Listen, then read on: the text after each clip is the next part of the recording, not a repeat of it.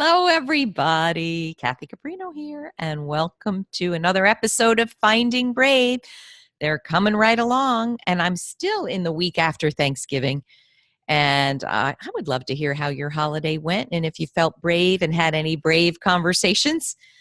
I did, actually, and I'm proud of that, although they're not always easy. So good for you for finding brave every minute that you can.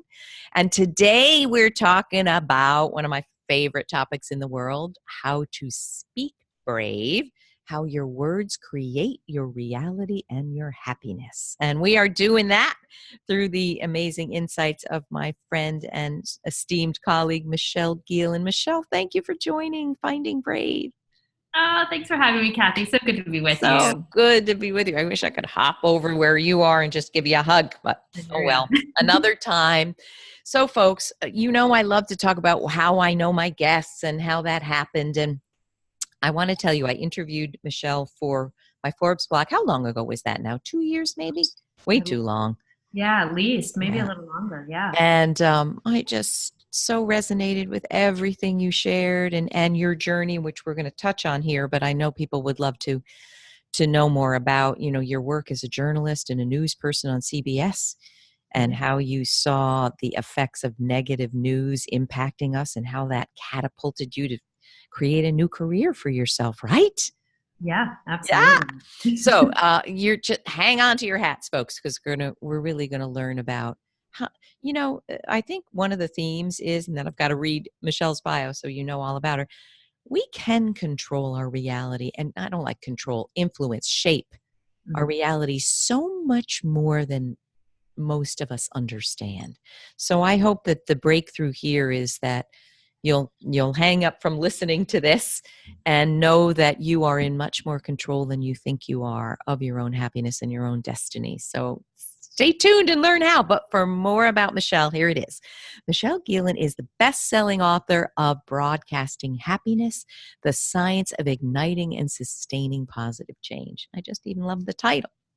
But it's a fantastic book and was named one of the top 10 authors on resilience by the Harvard Business Review. Congrats on that. Thanks. She is the founder of the Institute for Applied Positive Research. Michelle is also the executive producer of The Happiness Advantage on PBS, which is so great, and a featured professor in Oprah's happiness course. She formerly served as an anchor, as we talked about, for the CBS Morning News. Michelle has spent the last decade researching the link between happiness and success, and her research has received attention from dozens of media outlets, including the Washington Post, our very own Forbes, the New York Times, and many others. So thank you, my dear. Thank you. All right, let's dive right in. We have so much to talk about. So, you do study the science of happiness. I know a lot of people didn't know there was a science of happiness, so I'm glad you know it now. And you talk about that our words, what we actually say, and I'm guessing you mean outwardly and even to ourselves, creates our reality. So what is the research telling us? Tell us all about it. Well, if we look back at the past decade of research coming out of positive psychology, the scientific study of happiness and human potential, we see that those little words that we utter, both to ourselves and to other people, they have huge implications over the world that we create, the reality that we see, and even very tangible things like our chances of promotion over the next year, our success rates, the money we make, our health outcomes. The more that we speak in an optimistic, resilient, empowered way, the more that we see these outcomes, business, educational, health outcomes, shift in a positive direction. Can you know, I did a post, and I need to do another one on what a few years ago on the very specific outcomes that happen when you speak more positively. And they were things like, you will become more inspiring during doomsday times. You'll forge a different kind of relationship with people, right? Yeah. People will look to you as someone who innovates or thinks about positive solutions. I mean, it goes on, but can people, Michelle, understand a little bit more about how exactly it does all those things you said? Why are we going to get a promotion? Why are we going to be foster stronger bonds? What is really going on there? Yeah, so what we started studying was what I wanted to understand. So well, to back up, I was at CBS and I saw the negative implications that talking about the negative in our world constantly, right? Not just some, but all of it, what that did to the American public. And what I wanted to understand was, what is it about our mindset that then predicts either our happiness or our success in relation to the negative information flowing into our brains? And we found that there are these three elements of our mindset that are incredibly predictive of our long-term levels of success. Together we call them the success mindset, but they're your levels of optimism, the belief that your behavior matters, the expectation of good things to happen. The second is how you process stress. Do we view it as a threat or as a challenge? And then how supportive we are of other people. So how much support provision we give to others. When we can test people on these three metrics, see where they fall, we see that the people in that top band, kind of the top 25 percentile, they are not only more likely to be significantly more successful and happier, but we also then see these tangible outcomes like the 40% more likely to receive a promotion over the next year, 23% less likely to experience high levels of stress and the stress-related symptoms like headaches, backaches, and fatigue. They're 3 times more likely to be highly engaged in their jobs, 5 times less likely to burn out. And all of it wraps around the way that they process challenges and the way that they speak about them to other people. Golly, I mean, I could talk to you for an hour here, 10 hours. Again, we're going off script, folks, and I'm asking Michelle things she doesn't know I'm going to ask. So just, if whatever, bear with us. I think we've talked about this before, Michelle, but I work with a lot of people one-on-one, and I know, I haven't asked you about this specifically, but I read when I was a therapist, there's research that shows that as early as age 4, we can see what children are displaying pessimism, demonstrating pessimistic traits versus optimism. So one thing I want to ask you, I work with some people that in some ways, and this was more true as a therapist, but it's like they're intractably stuck in pessimism. I was talking to someone the other day about how she beats herself up mercilessly for perceived things she's doing wrong, for, and I call it the perfectionistic overfunctioner that has to try to do everything and get an A+ in everything. And the bar is you can never reach the bar. They keep pushing it higher and higher in terms of loving themselves, in terms of being enough. So there's 100 questions in one here, but have you seen that there are, young people display pessimism and optimism, and what can we do if I've had people say to me, I know I'm pessimistic. I don't know literally what to do to change how hard I am on myself. What do they do, Michelle? What can we have them do? Well, I think the first and most important thing, both for us as a friend or someone taking care of those people, is, and then for themselves with themselves, is to have compassion for that. But then how do we actually identify and then move beyond a pessimistic mindset? So here's the thing. There are some people that are naturally just born more pessimistic or more optimistic. It's born? Is it a genetic thing? Yeah, so there is definitely a genetic component. There's a piece of it, as researchers estimate that this piece is about 10%, that has to do with external circumstances that predicts how positive we feel about our lives. But there's this middle part that is all about how we process the world.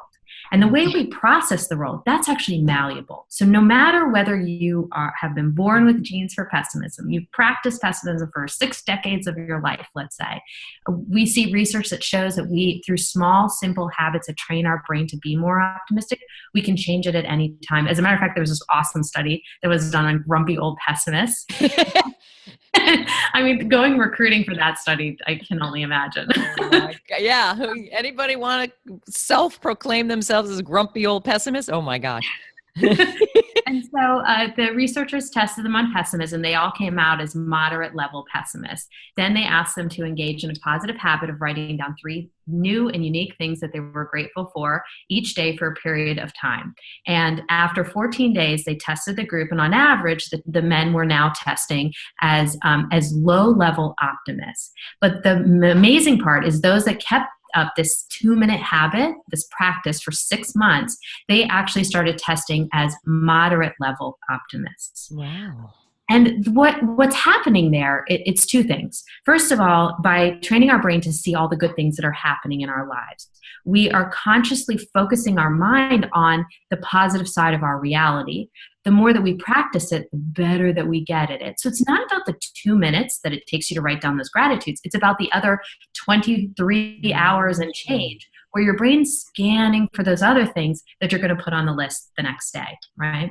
And then the other piece of it is, if you're not feeling so positive and you go and engage in a simple positive habit and then you feel a little bit better, you're reminding your brain your behavior matters, right? And so then the next day, if you're not feeling so positive, you can go back to that same habit and start doing it and then feel a little bit better. And over time, you feel much better. You say, oh, I'm feeling better, not because of some outside force, but because I took initiative, I did this, and it's worked for me.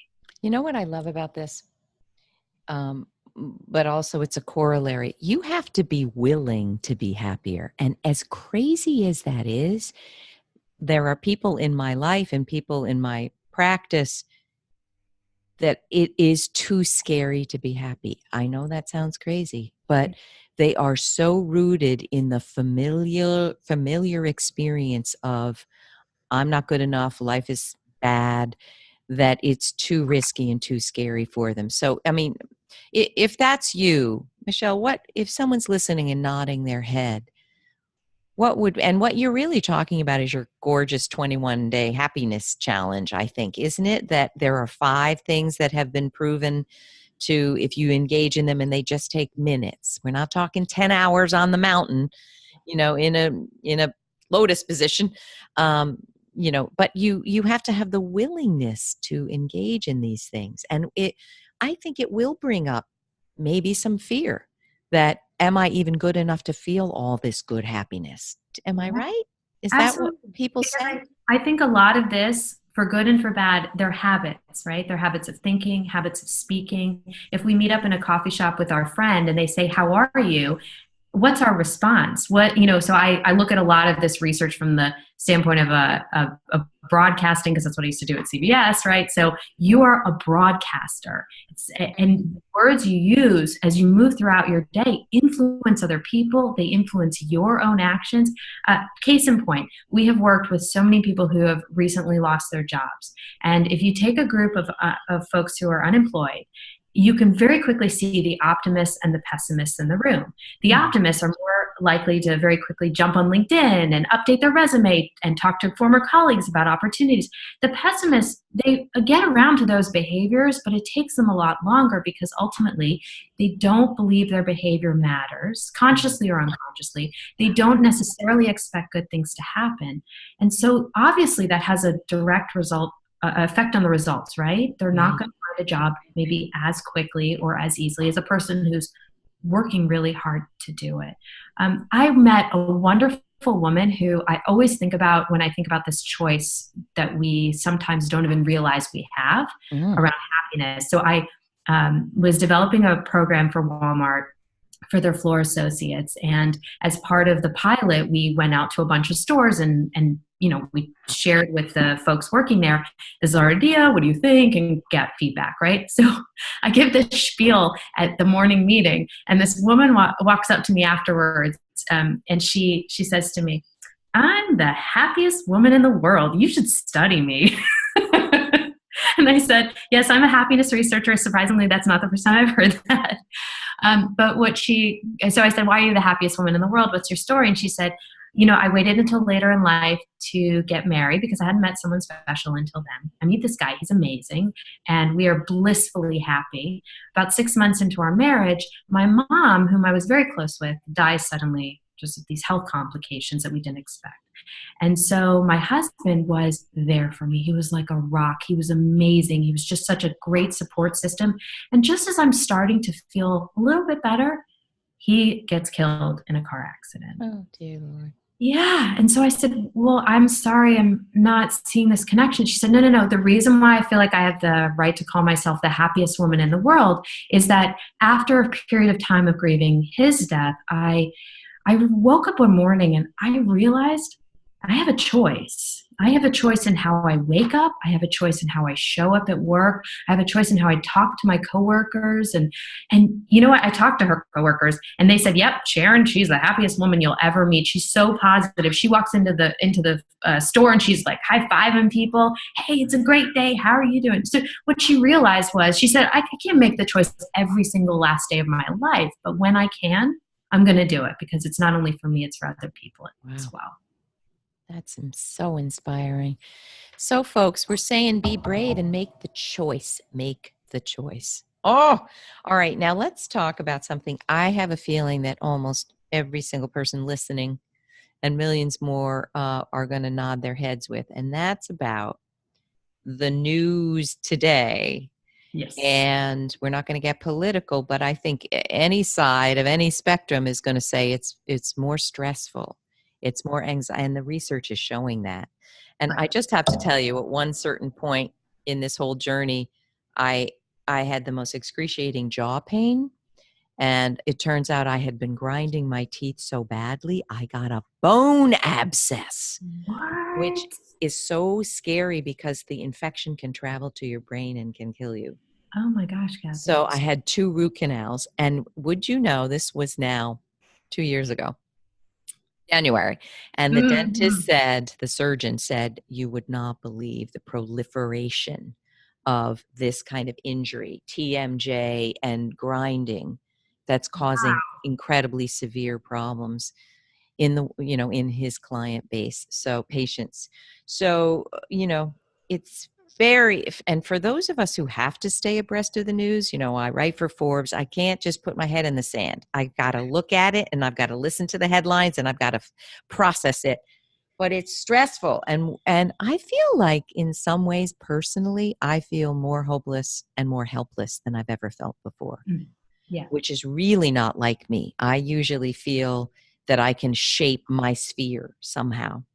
What do we do? And what is the research showing, Michelle? And how can we help ourselves stay abreast of what's going on, but not lose ourselves in the river of hopelessness and depression and anxiety? And how, I need to add, we all know how divided we are. And I think, right? I mean, I think most of us see that we're a divided country.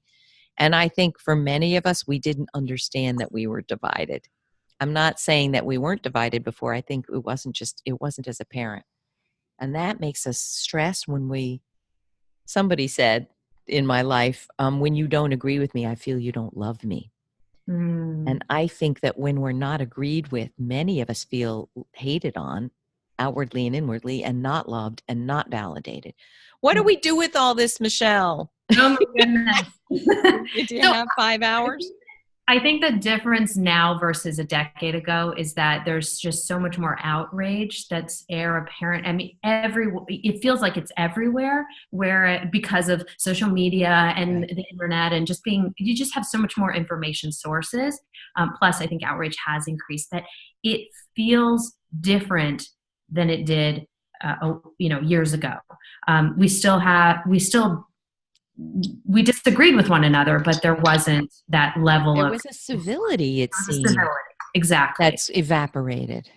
So I've been very interested in the effect of news on the brain. I did a study with Sean Acor, who's my husband and research partner, and we teamed up with Ariana Huffington. We looked at the impact of negative news on our thinking. What we found is that if you just expose your brain to 3 minutes of negative news in the morning, it increases your chances of having a bad day by 27%.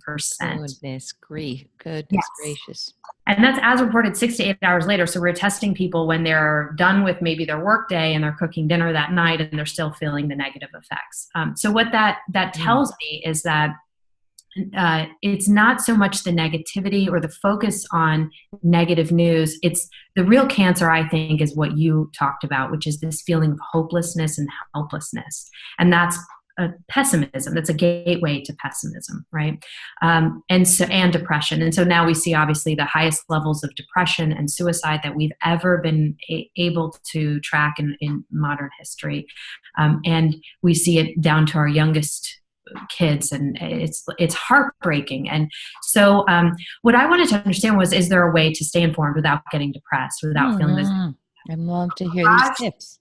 A barrage of negative news feeds us this lie that our behavior doesn't matter. In the second study, we found that if you expose your brain not just to problems, but you actually go on to read about solutions that you can take to those problems, you don't even have to do them. You just have to expose your brain to them.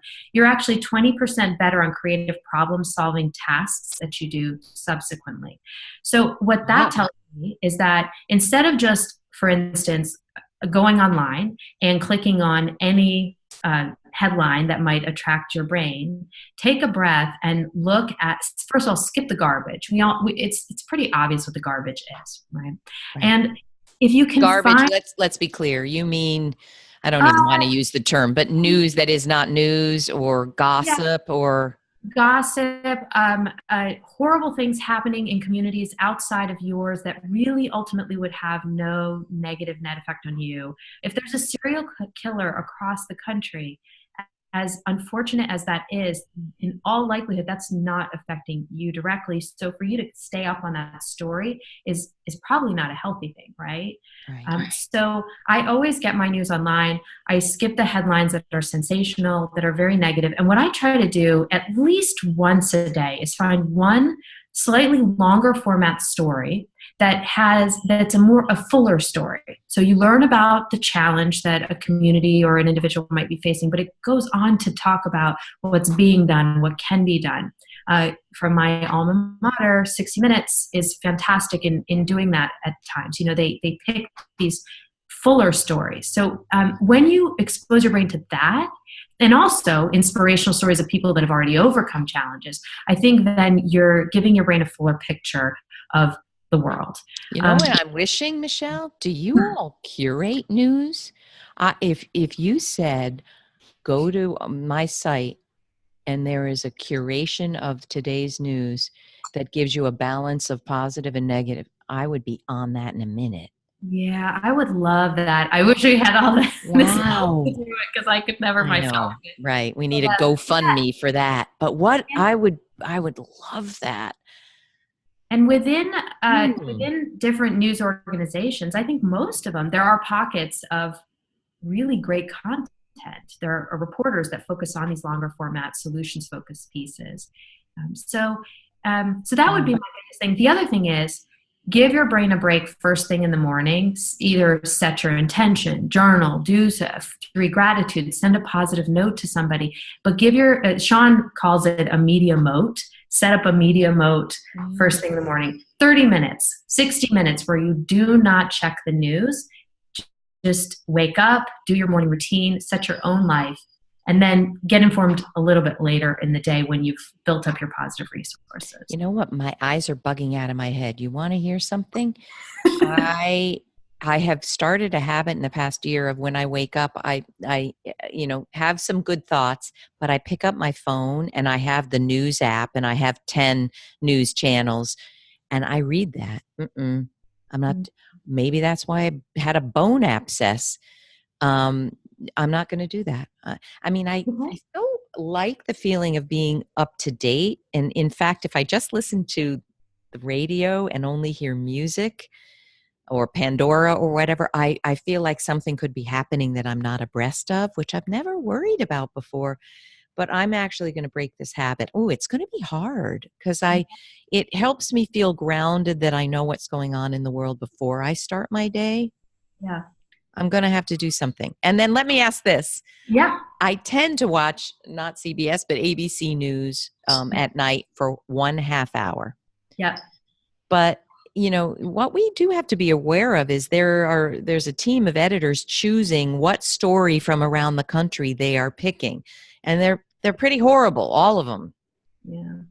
Yeah. Do you not advise watching the news anymore? Do you advise picking and choosing on your phone or on your device which headlines?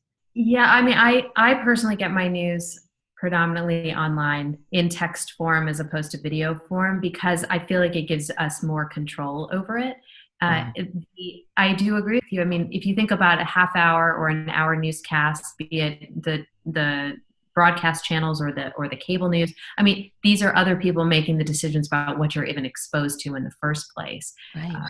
So yeah, I get my news all online and I read it. I So think it's fantastic. A fantastic tip.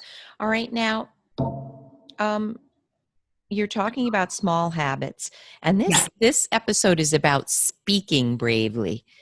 Do you have other specific tips about the language we use outwardly and inwardly? Can we talk Yes. about Okay. that? So there are two things that if people are up for a challenge, we mentioned the gratitudes. That's fantastic. That's a great way to start your day. But the other two things I would recommend. One is where in lieu of maybe getting informed in the morning, instead and maybe so open up your email before you read the other emails in your inbox or even look at the messages there. Hit compose. And I challenge people to pick one person new and different each day for a period of 21 days and send that person a positive note praising or thanking them.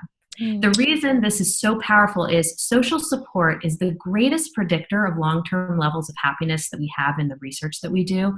And so when we send these positive notes, literally 2 minutes, 3 or 4 lines, we are meaningfully activating our social support network.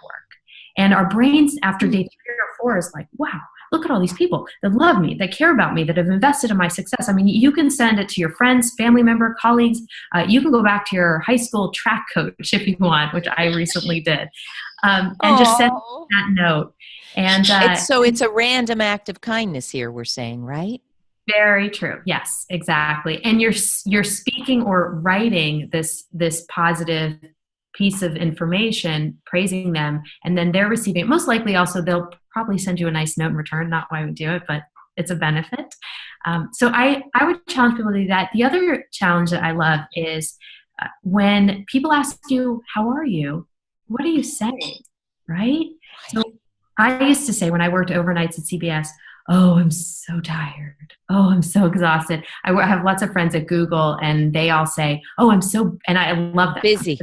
I'm so busy. I'm so busy. They sit down in meetings. I'm so busy. I'm so busy. I say, guys, I know you're busy. It takes a lot of work to do those searches. I get it. I get it. But I really want to talk about that for a minute. Can I? yeah, I noticed after the weekend, I had my 2 grown kids here, tons of socializing, tons of laundry. I was saying more than I wanted to say, um, how busy I was and how tired I was.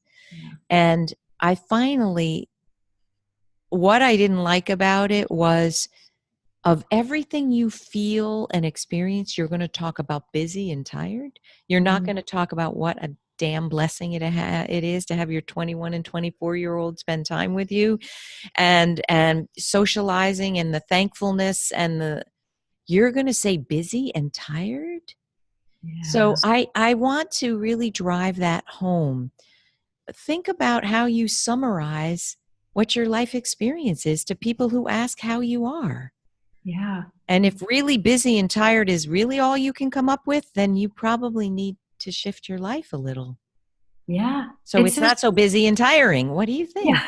If it's that busy and tired, you need a break.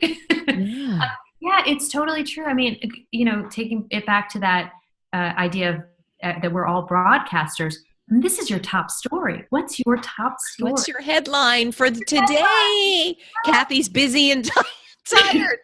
Oh, and wow, how come that headline's the same every day? And when we talk about getting job opportunities, who wants to hire somebody that's always busy and tired? Or I'm we have busy and tired. friends. Who wants to hang out with the person who's always busy? I'm just using that as an example, but our words speak our reality and they create that connection with other people. So if we can scan our brain and say, you know what, having my 21-year-old at home has been fantastic. I absolutely love it. the thing is, it's good for you because your brain then is on the lookout for those good things and celebrating them. It's also good for that other person you're talking to because we're socialized to reciprocate. So most likely that other person is going to match in kind. How are you? I'm doing great. My 21-year-old's at home or something like Wow, that. Michelle. So it Oh, changes everything. you know what that brings up to me? Does anyone know what I mean when I say you have family and friends who you won't? Okay, I'm really going to come out on a limb. Sometimes you feel like you shine a little too brightly and you have to dim it down for them. Yes. Dim it, dim it, dim it. Well, I wonder, as a broadcaster, what would you say, Michelle? Would you say, and I think we do it because they're like Eeyores, they're depressed, or your joy makes them feel bad because they're so depressed. What would uplift them more? To dim your light, or what should we do in those situations? I mean, that is tough because we want to be sensitive to them. And I always talk about this it being you want to be socially appropriate. Right. It's trust, but at the same point, we want to be authentic, right? So Yeah. whether authenticity for us is higher energy or calmer, or talking about certain topics versus others. But if, for instance, this person is feeling more negative and they're stuck there, we can ask them questions that help lead their brain to positive topics. How do we do that? If how are you? I'm great. My 21-year-old's at home, and it's just been such a blessing to have everyone here. Hey, so I saw that you got a new car. Is that something, that's really neat? Or I don't know, whatever is a new development for them or something going on. Or, hey, so you must have had time over the holidays to focus on knitting and that I know you love. Tell me about that. Try to find those topics that's going to help light them up as opposed to feeling as if we need to diminish our light. What a But it's beautiful tip. hard. I know it's hard, That's where the brave part comes in. Right. I mean, if our natural inclination is to hide or suppress, then we need our brain's help to do something different. Don't go with the natural inclination when it's actually about suppression and limitation and sadness, right? Yeah, my favorite thing recently has been after I go through an experience, I think about how is a better way that I could have handled that in terms of the questions I ask or the things I say, because I know I'm going to see that person again. We're probably going to have something similar, right? So are there topics that I can keep in my back pocket that I could ask them about next time? It's a good thing to do now before the holidays when we're so tired, busy and tired that we can't. I'm too busy and tired to think about what I should say. Oh, it's too much. All right. Now, Michelle, where can people take your course and learn more about you? Please tell us. What can we do? So at my website, michellegielan.com, Gielan, Yep. There's so many resources that I hope people take advantage of. My favorite, too, that I'd love to tell you about is a success scale, which is a 30-question assessment that tests for those 3 greatest predictors we talked about before: optimism, taking it now. Yeah, all that stuff. And then the other one, so we developed this in partnership with the Dr. Oz show, and it's all about our response to stress. Less important about what we're worrying about, more important how we worry. And so it helps identify these ways that we respond to stress and how we can stress better. I'm on it. And we'll link to that below, everyone. You know what? I'm going to do a random act of kindness. No, it's not random because you're sitting right here. But I just want to hug you up because many of us think about happiness and success and we have a gut feeling about what is working. But you and Sean and your sister-in-law, Amy Blankson, you actually put wonderful, well thought out, well constructed research into this mix so that we can not just say, I think this helps, but we actually can tell. And wow, what a gift that is to the world. Thank you for all that you do, Michelle. Thank you. So you're a positive broadcaster shining a light on this work and the work of so many people. And so I'm so deeply appreciative to you. So thanks, my dear. Come back again. We need all the happiness we can. And hugs to your family and happy holidays. You too. Thanks, everybody. I hope this is helping you find brave, speak brave, and speak to yourself and to others in a way that shines the light on what is beautiful and good in your life and in your world. All right, my friends, see you next time. Thanks, Michelle.